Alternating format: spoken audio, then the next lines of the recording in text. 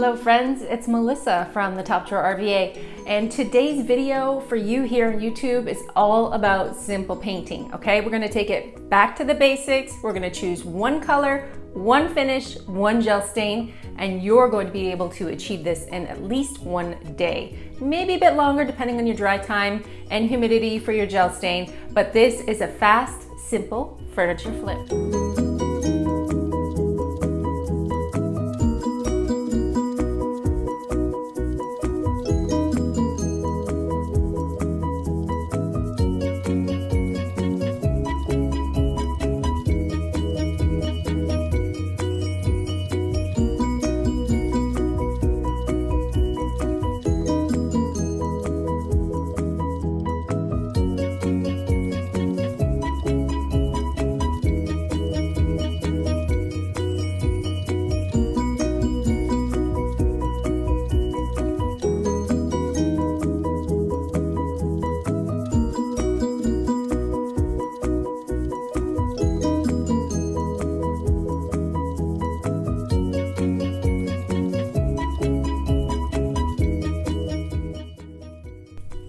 So since the Silk Mineral Paint has a built-in top coat and a built-in primer, it does go on a little bit thinner. You're gonna find that it's a little bit slick and looks a little bit shiny as it dries. This is all good stuff because once you get those two even coats on, remember waiting 2 hours in between coats of paint, you're gonna find that your furniture literally glows.